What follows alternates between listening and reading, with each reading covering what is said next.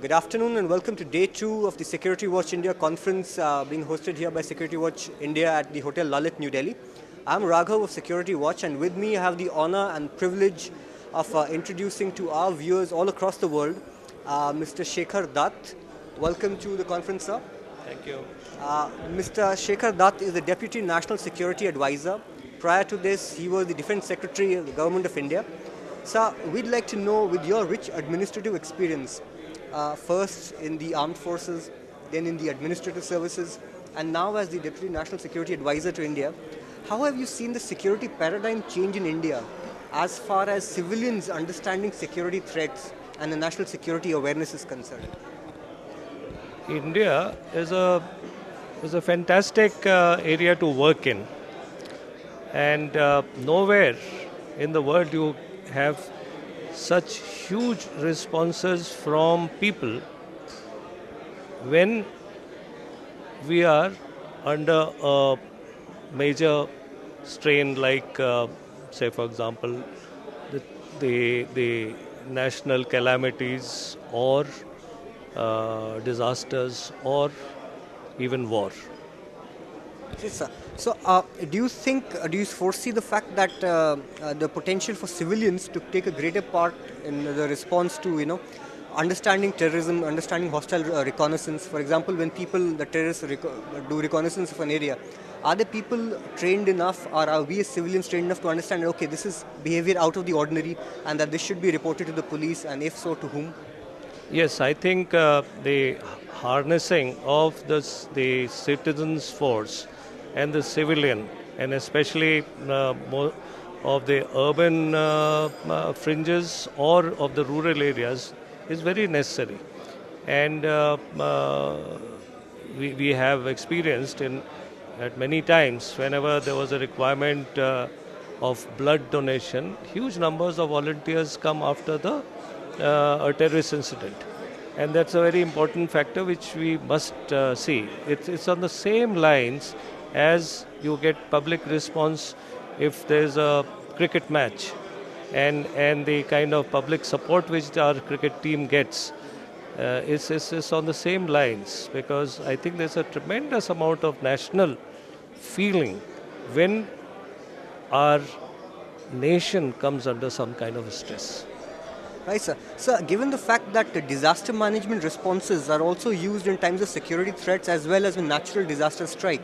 So, for example, if you have something like a hurricane or a tsunami striking a part of a coast, what kind of disaster management efforts can be put in place so that everybody is synergized and operates as an integrated whole rather than as disparate elements?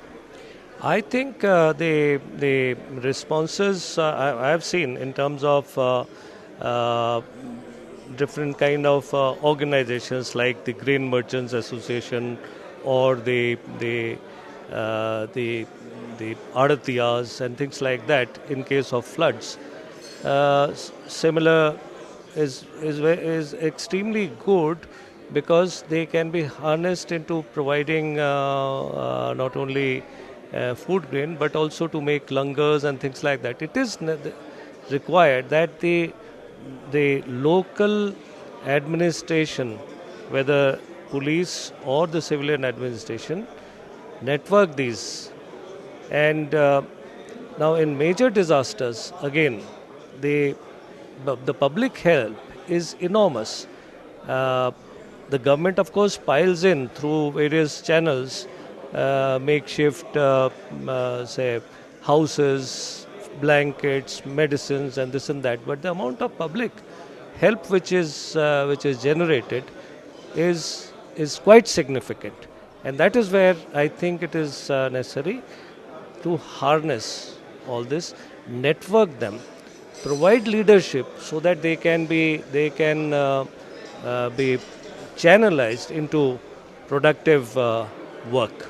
So, Security Watch India has launched this initiative called Secure Delhi, which aims to bring together defense forces, the paramilitary, the police forces, as well as schools, colleges, business communities, residential communities, all together on one platform to understand the security threats that face us, to raise our national security consciousness, and to evolve a mechanisms to counter these threats? How can civilians be part of it?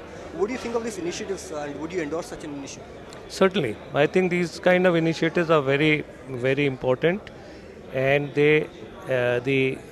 not every initiative will be successful at all places, but the representation of different scenarios should be made, so that for each kind of scenario we can have a different kind of initiative, and they should be replicable. Replicability is a very important factor, because you cannot have the entire country. Our country is totally diverse. We have mountains, we have jungles, we have desert, we have very highly populated urban conglomerates. We have less infrastructure at many places, so that you can't. Those become a problem of reaching out help. Blood transfusion, different places are required. Safety in blood transfusion is required. Blood donors have to be networked, and all these kind of things will be useful for meeting or preparing us for national disasters. So, do you foresee the possibility of a national policy being evolved or being set up, or like a framework, a legal or legislative framework, to ensure that all states and state governments, because police is a state subject, they are also involved in these integration efforts, and everybody is working as an integrated whole. Training is happening all across, that everybody is being well trained? Yes, and I think that's the work with which the NDMA has been charged with. And a number of initiatives have been taken, and they are in the process of evolution and making out the standard operating procedures. And I think that's a very, very important work which the National Disaster Management Agency is at present on.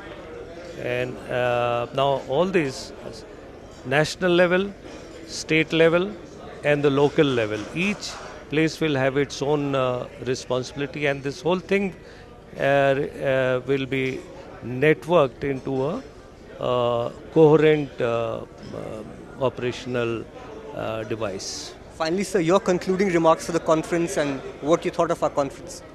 I think it's a very laudable effort, because I think to get different type of organizations, different objectives, and especially there's today's morning session on creating awareness amongst people. I think it is a very, very important segment which has not been very well tackled so far, and this awareness is right from our childhood. I think schools require these kind of demonstrations, and so that children become aware of their own responsibilities, and a mature citizenry sort of comes out right from the childhood.